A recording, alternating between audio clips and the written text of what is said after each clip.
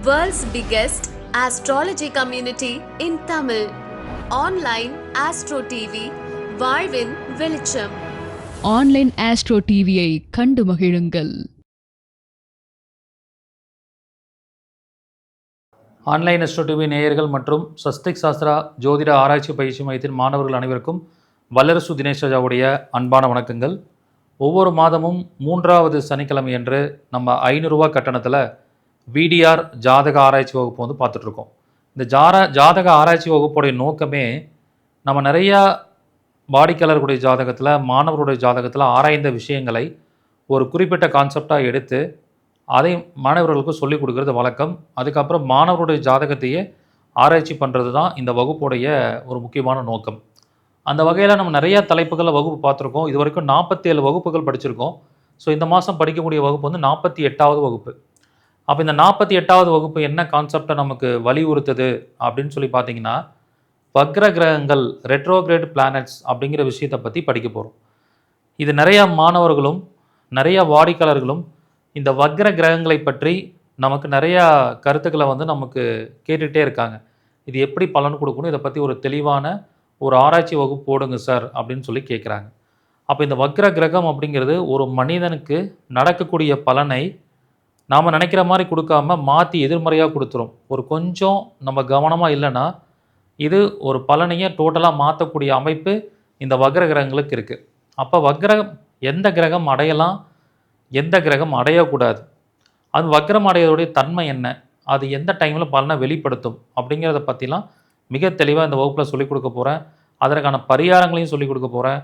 அதற்கான கோயில்களை பற்றியும் சொல்லிக் கொடுக்க போகிறேன். ஸோ அப்படிப்பட்ட ஒரு அமைப்பு தான் இந்த வகுப்பு.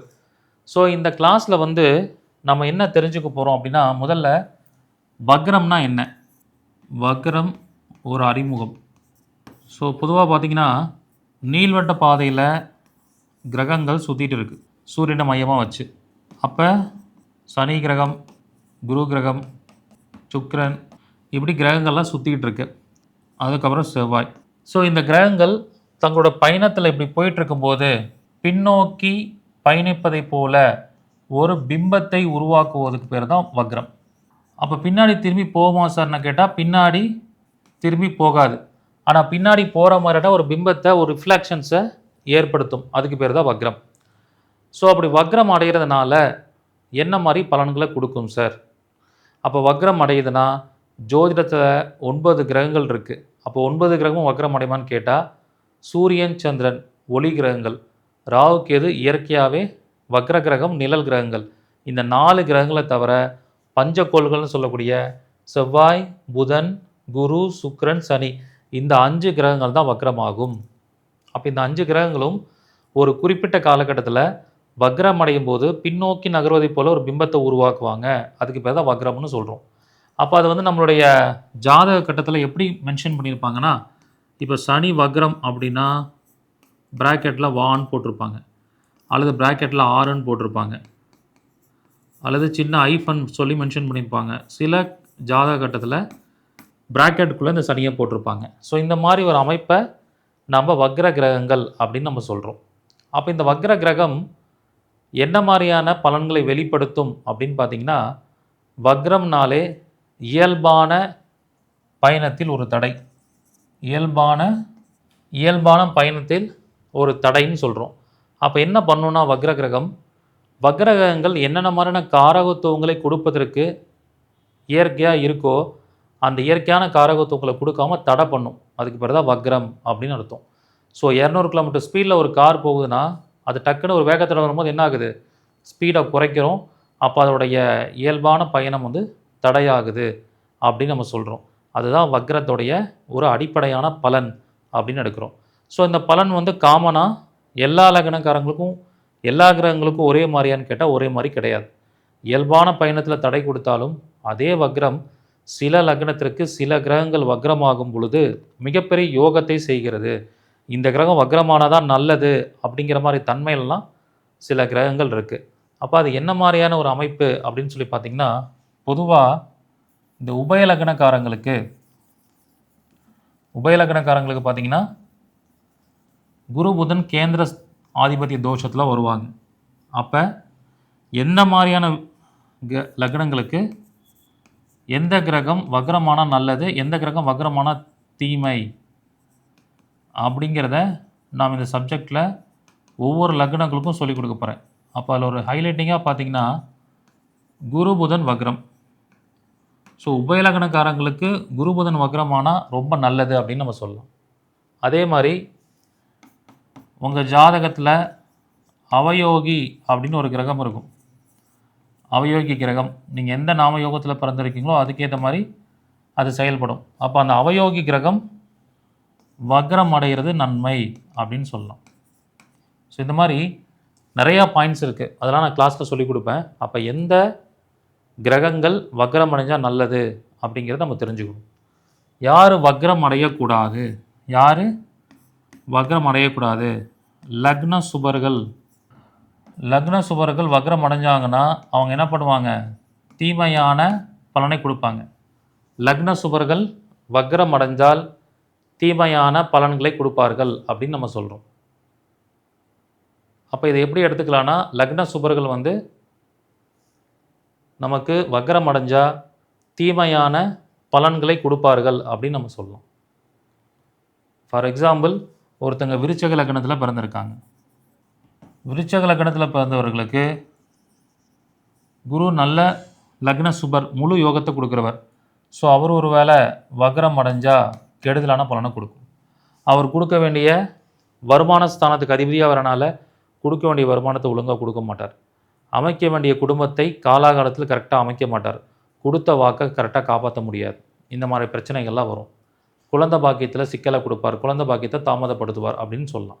இப்படி ஒவ்வொரு லக்னத்திற்கும் சுபர்கள் இருப்பாங்க, அவங்க வக்ரம் அடைகிறது பிரச்சனையை கொடுக்கும். இப்படி நம்ம தெளிவாக வக்ரம்னா என்ன, வக்ரம் எந்தெந்த கிரகங்கள் அடையும், வக்ரம் அடைவதால் பொது பலன் என்ன, ஒவ்வொரு லக்னத்திற்கும் என்னென்ன மாதிரி அமைப்புகள் வக்ரம் அடையலாம், என்னென்ன மாதிரி கிரகங்கள் வக்ரம் அடையக்கூடாது அப்படிங்கிறத மிக தெளிவாக நம்ம படிக்க போகிறோம். அதுக்கப்புறம் இந்த வக்ர கிரகங்கள் எப்போ பலன்களை கொடுக்கும், அதீதமான பலன்களை எப்போ கொடுக்கும் அப்படின்னு பார்த்தீங்கன்னா, ஸோ ஆஸ் யூஷுவல் அந்த வக்ர கிரகங்கள் அவங்களுடைய தசாபுத்தியில் அவங்களுடைய தன்மைக்கு ஏற்ற மாதிரி மிகப்பெரிய நன்மைகளையும் ராஜயோகங்களையும் அல்லது கெடுதல்களையும் கொடுக்கும் அப்படின்னு நம்ம சொல்லலாம். அதுக்கப்புறம் கோச்சார ரீதியாக நீங்கள் பார்த்தீங்கன்னா, இப்போ ஒரு கிரகம் வந்து ஒரு சுக்கிரன் எடுத்துக்குவோம்.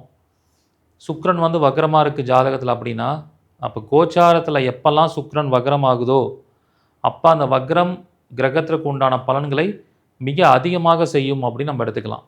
அதே மாதிரி சில பேருக்கு ஜாதகத்தில் வக்ர கிரகங்களே இருக்காது, அவங்களுக்கு கோச்சாரத்தில் கிரகம் வக்ரமாகும்போது நிறைய எதிர்மறையான பலனை சந்திப்பாங்க. இப்போ அவங்களுக்கு வந்து பார்த்திங்கன்னா, ஃபார் எக்ஸாம்பிள் இப்போ மகர லக்னக்காரங்க எடுத்துக்குவோம். மகர லக்னக்காரங்களுக்கு சனி லக்னாதிபதி 2ஆம் அதிபதி. சனி வக்ரமாகாமல் இருப்பார்.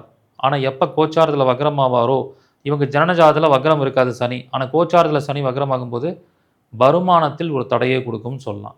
இப்படி எந்தெந்த கிரகங்கள் ஜனனஜாதத்தில் வக்ரமாகாமல் இருக்குது, அது கோச்சாரத்தில் வக்ரமாகும்போது எப்படி பலன் கொடுக்கும், எந்தெந்த ஜாதகங்கள் ஜனன ஜாதகத்தில் வக்ரமாக இருக்குது அவங்க கோச்சாரத்தில் வக்ரமாகும்போது எப்படி பலன் கொடுக்கும், வக்ர நிவர்த்தி ஆகும்போது எப்படி பலன் கொடுக்குங்கிறத மிக தெளிவாக நம்ம இதில் கற்றுக்க போகிறோம், தெரிஞ்சுக்க போகிறோம்.